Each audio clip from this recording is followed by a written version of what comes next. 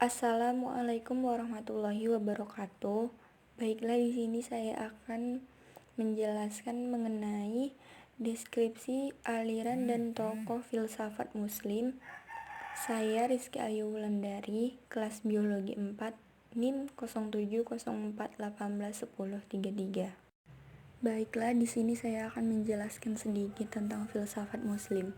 Filsafat Muslim merupakan suatu kajian sistematis terhadap kehidupan alam semesta, etika, moralitas, pengetahuan, pemikiran dan gagasan politik yang dilakukan di dalam dunia Islam atau peradaban umat Muslim dan berhubungan dengan ajaran-ajaran Islam. Setiap aktivitas keilmuan memiliki objek, metode, sistem, dan tingkat kebenaran yang berbeda-beda, baik dari segi sudut pandang maupun dari segi metode. Hal tersebut juga nampak dalam perkembangan pemahaman ilmu dalam tradisi pemikiran Islam. Pemahaman ilmu dalam filsafat Islam membutuhkan suatu pemetakan yang mampu menggambarkan kerangka perkembangan pemikiran dalam dunia Islam, baik objek, metode, maupun validitasnya. Hal tersebut dikarenakan dalam filsafat Islam, realitas yang diakui sebagai sumber ilmu tidak hanya terbatas pada realitas fisik, tetapi juga realitas yang bersifat non-fisik, baik berupa realitas mental maupun realitas metafisik murni. Di sini saya akan membahas filsafat sains di dalam Islam. Faktornya itu ada dua, yaitu satu, faktor yang mendorong timbulnya filsafat di dalam Islam, yaitu faktor internal. Banyak perbedaan antara pemikiran rasional dan rasa. Di antaranya ada yang berbeda prinsip, akan tetapi perbedaan itu tidak menyebabkan ada orang Islam yang didominasi oleh akal secara total, sebagaimana halnya tidak ada juga orang Islam yang didominasi oleh hati 100%. Buktinya adalah filosof atau sufi Islam yang meninggalkan iman, apalagi sampai mengambil pemahaman materialisme atau ateisme. Penghargaan akal dan hari tidak menyebabkan akibat seperti di barat. Jadi, penghargaan akal di barat atau Kristen dan timur di Islam sama-sama membawa akibat berkembangnya filsafat rasional. Tetapi tidak sama kekuatan dominasinya terhadap jalan hidup manusia. Nah, yang kedua itu ada faktor eksternal. Filsafat Yunani atau sains Yunani banyak mempengaruhi perkembangan filsafat sains dalam Islam. Filsafat dan sains Yunani mulai berkembang sejak kurang lebih 600 Masehi. Pada masa Aristoteles 384 sampai 322 sebelum Masehi. Jadi kira-kira hanya sekitar 500 tahun sejak Thales, filsafat dan sains sudah berkembang pesat, baik objek bahasan maupun kedalamannya. Islam lahir pada tahun 600-an. Filsafat dalam Islam berkembang secara intensif sejak tahun 800-an. Dari mana orang Islam mendapat bahan untuk mengembangkan filsafat sains Islam itu? Jawabannya dari Yunani. Padahal filsafat dan sains itu sudah ambruk atau rusak pada 200-an tahun yang lalu, 200 Masehi. Jadi ada jarak sekitar 600-an tahun gitu. Yang kedua, ada sumber filsafat dalam Islam. Yang pertama itu wahyu. Wahyu itu bertindak sebagai sumber pengetahuan. Pengetahuan manusia yang diperoleh melalui wahyu memiliki status yang spesifik, karena seorang penerima pengetahuan melalui wahyu adalah orang yang memiliki otoritas keagamaan tinggi yang sering diistilahkan dengan nabi. Hal tersebut sesuai dengan firman Allah, yaitu, dan tidak bagi seorang manusia pun bahwa Allah berkata-kata dengan dia, kecuali dengan perantaraan wahyu atau di belakang tabir, atau dengan mengutus seseorang utusan atau malaikat, lalu diwahyukan kepadanya dengan seizinnya apa yang dia kehendaki. Quran Surah Asy-Syura ayat 51. Yang kedua, ada akal. Akal sebagai sumber pengetahuan dengan indera saling berhubungan. Akal budi tidak dapat menyerap sesuatu dan panca indera tidak memikirkan sesuatu. Bila keduanya bergabung, maka timbullah pengetahuan. Menyerap sesuatu tanpa dibarengi akal budi dan adalah suatu kebutaan. Dan pikiran tanpa isi sama dengan kehampaan. Akal dan indera saling mengisi dalam memperoleh pengetahuan. Akal berperan sebagai pengolah apa yang telah diserap oleh indera. Aktivitas akal sebagai sumber pengetahuan disebut berpikir. Berpikir merupakan ciri khas manusia sebagai makhluk yang paling tinggi derajatnya di muka bumi ini. Yang ketiga ada indera. Indera sebagai sumber pengetahuan adalah pengetahuan yang diperoleh manusia melalui kelima inderanya, yakni mata, hidung, perasaan atau kulit, telinga, dan lidah. Pengetahuan indrawi juga disebut pengetahuan empiris karena dijelaskan dalam aliran filsafat empirisme bahwa indralah yang merupakan satu-satunya instrumen yang dapat menghubungkan kita dengan alam. Tanpa indera, kemungkinan kita memandang alam ini tidak ada atau masih samar. Akal sebagai sumber pengetahuan tanpa melalui panca indera tidak dapat diserapi. Dan yang terakhir adalah intuisi. Intuisi disebut sebagai ilham atau inspirasi. Meskipun pengetahuan intuisi hadir begitu saja secara tiba-tiba, namun ia juga tidak terjadi kepada semua orang, melainkan hanya jika orang itu sudah berpikir keras mengenai suatu masalah. Ketika seseorang sudah memaksimalkan daya pikirnya dan mengalami tekanan, lalu dia mengistirahatkan pikirannya dengan tidur atau bersantai, maka saat itulah intuisi berkemungkinan akan muncul. Bahkan intuisi sering disebut separuh rasional atau kemampuan yang berbeda pada tahap yang lebih tinggi dari rasional dan hanya berfungsi jika rasio telah digunakan secara maksimal namun menemui jalan yang buntu. Baiklah, selanjutnya saya akan menjelaskan tokoh-tokoh filsafat Islam. Yang pertama itu ada Ibnu Sina pada tahun 980 sampai 1037 Masehi. Ibnu Sina adalah filosof dan ahli kedokteran seperti filosof lain pada zamannya. Ia percaya bahwa manusia punya tubuh dan jiwa. Ibnu Sina membagi 3 jiwa manusia, yaitu jiwa alami atau nabati, jiwa hewani atau hayawani, dan jiwa rasional. Tiap bagiannya mempunyai tujuannya masing-masing dan mengatur daya-daya yang melakukan khusus. Buku-buku karangan Ibnu Sina kebanyakan tentang ilmu kedokteran, diantaranya yang populer adalah Al-Qanun fi Al-Tib. Buku kedokteran ditulis 14 jilid, ditulis saat usia 16 tahun. Lalu yang kedua ada Al-Ghazali pada tahun 450 sampai 505 Hijriah atau 1058 sampai 1111 Masehi. Nama lengkapnya ialah Abu Hamid Muhammad Al-Ghazali, lahir di Tus, Persia, 1058. Karya-karyanya diantaranya adalah Maqasid al-Falasifa atau maksud filsafat dan Tahasud al-Falasifa atau keracunan filsafat. Karya ini menyerang secara sarkasme terhadap filosof. Latar belakangnya adalah kecenderungan para filsafat menjadi pemikir bebas yang cenderung menolak paham Islam dan mengabaikan dasar ritual ibadat yang menurut mereka tidak pantas bagi pencapaian intelektual. Tahun 1095, Al-Ghazali mengalami krisis pribadi, kemudian keluar dari jabatan guru besar. Sebagian menyebut beliau adalah rektor universitas dan meninggalkan Baghdad. Kemudian menjalani hidup sufi dan merantau ke Damaskus, Kairo, Mekah, dan Madinah.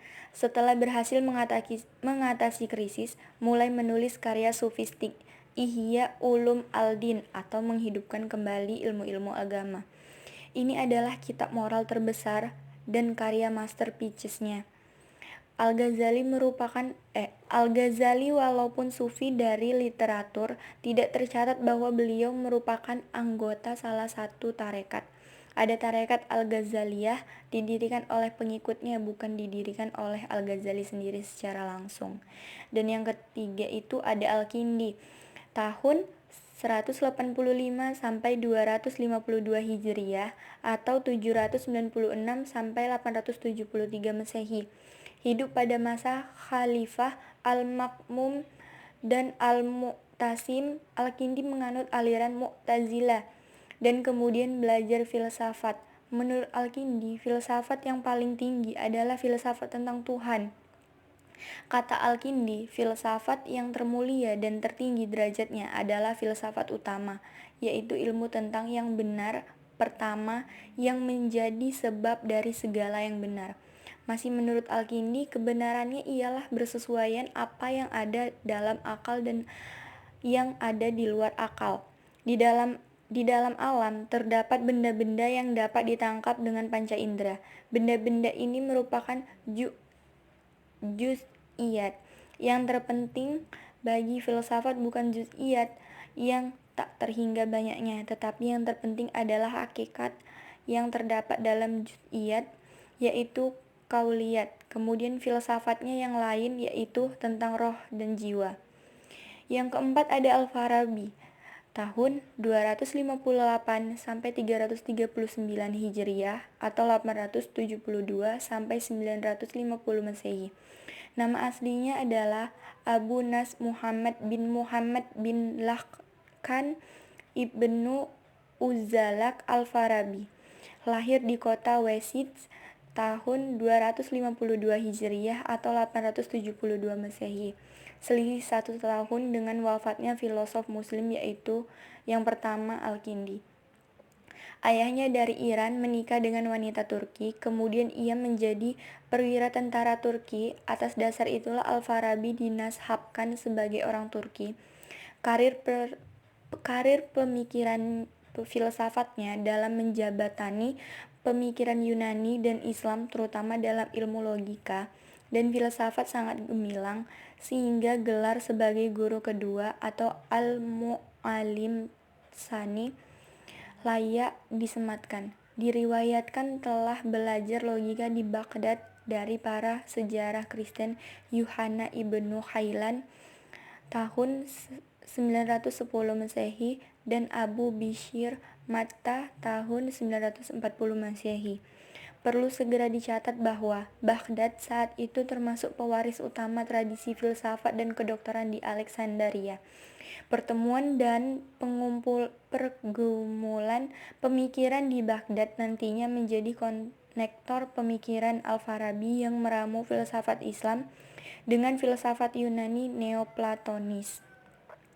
Al-Farabi dalam perkembangannya juga tercatat sebagai guru Yahya ibnu Adi tahun 974 Masehi, seorang penerjemah Kristen Nestorian, sebagai tokoh logika Ibnu al-Sarraj. Karir pendidikannya cukup panjang hingga pada tahun 330 Hijriah atau 940 Masehi, 41 Masehi maksud saya. Al-Farabi meninggalkan Baghdad menuju Aleppo, kemudian ke Kairo dan menghembuskan nafas terakhirnya di Damaskus, tepatnya pada bulan Rajab pada tahun 339 Hijriah atau Desember 950 Masehi. Yang kelima ada Ibnu Rushd pada tahun 510 Hijriah atau 1126 Masehi. Filsafat Ibnu Rushd dan pengaruhnya ke dunia Eropa tidak lengkap tanpa mengkaji sejarah Spanyol serta setting sosial politik dan intelektualnya, di mana Ibnu Rushd terlahir dan melahirkan karya-karya filosofisnya yang akhirnya menimbulkan revolusi pemikiran dalam masyarakat Eropa Barat. Sejak abad pertengahan, Spanyol yang menjadi pusat peradaban dunia berjasa besar dalam proses transformasi ilmu pengetahuan dan filsafat Islam ke Eropa. Yang keenam ada Ibnu Tufail, awal abad 580 Hijriah atau 1110 sampai 1184 Masehi. Nama lengkapnya adalah Abu Bakar Muhammad bin Abdul Malik bin Muhammad bin Tufail al-Qishi. Ia lahir di lembah Ashi, suatu lembah yang subur yang terletak 16 km dari Granada pada tahun 506 Hijriah atau 1110 Masehi maksud saya. Abdul Halim Mahmud sangat dikenal dalam ilmu kedokteran, ilmu falak, dan falsafah. Ia juga seorang dokter pribadi.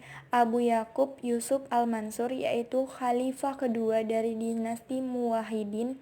Para penulis sejarah telah menyebut adanya beberapa kitab dan risalah yang ditulis oleh Ibnu Tufail, tapi sayang hasil karyanya tidak ditemukan lagi kecuali satu buku roman filsafat yang berjudul Hai Ibnu Yaqzaz fi Asrar al-Hikmatil Masrakiyah, atau Si Hidup Anak Si Jago tentang Rahasia Filsafat Timur.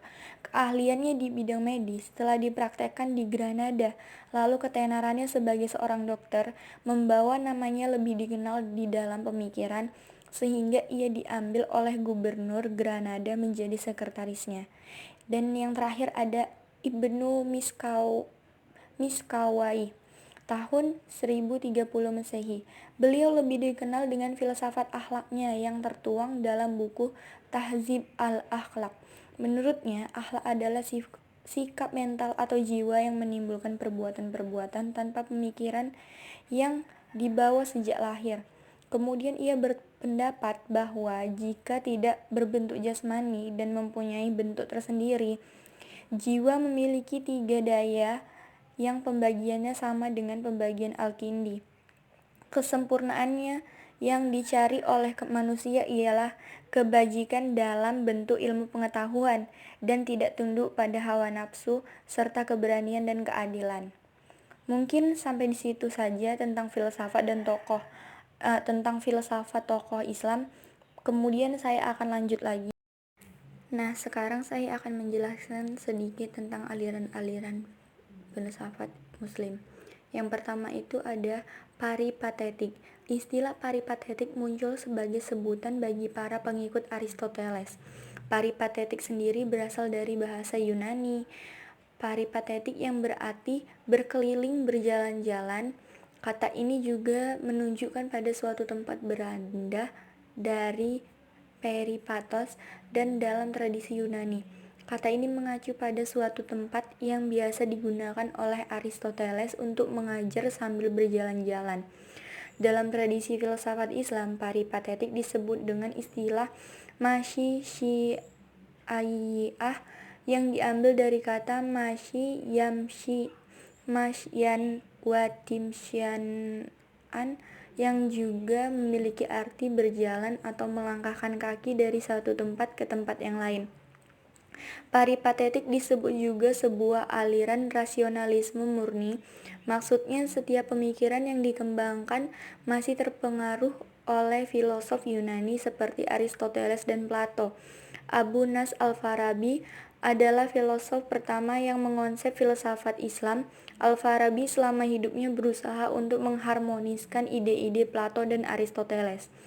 Yang kedua itu ada aliran iluminasi. Kata isyrak yang mempunyai pandanan ilmu illumination dalam bahasa Inggris mempunyai arti cahaya atau penerangan. Dalam bahasa filsafat, illuminationisme berarti sumber kontemplasi atau perubahan bentuk dari kehidupan emosional untuk mencapai tindakan dan harmoni. Bagi kaum isyraq, apa yang disebut hikmah bukanlah sekedar teori yang diyakini, melainkan perpindahan rohani secara praktis dari alam kegelapan kepada cahaya yang bersifat azali, yang di dalamnya adalah pengetahuan dan kebahagiaan. Aliran filsafat iluminasi adalah aliran yang mengikuti gagasan dan karya-karya Plato seperti dalam menyatakan wujud itu adalah berupa ide keberadaan wujud tersebut. Syekh Syihabuddin Suhrawardi adalah filosofis Muslim yang mempelopori filsafat iluminasionis. Beliau seorang cendekiawan Muslim abad ke-6 Hijriyah dengan bukunya yang terkenal yaitu Al-Hikmah Israkiyah atau filsafat iluminasi. Oleh karenanya aliran filsafat iluminasionis disebut juga Al-Hikmah al-Israkiyah hierarki. Yang terakhir ada genosis. Genosis berkaitan erat dengan tasawuf falsafinya Ibnu Arabi dengan konsep wahdat al-wujud. Dalam terminologi Ibnu Arabi diubah menjadi al-khalq atau makhluk dan al-haq atau Tuhan. Pemikiran ini timbul dari paham yang menyatakan bahwa Tuhan ingin melihat dirinya di luar dirinya, dan oleh karena itu ia menciptakan alam. Dikala ia ingin melihat dirinya, maka ia melihat alam, karena tiap-tiap makhluk hidup yang ada di alam terdapat sifat ketuhanan. Dengan demikian, alam merupakan cermin bagi Tuhan.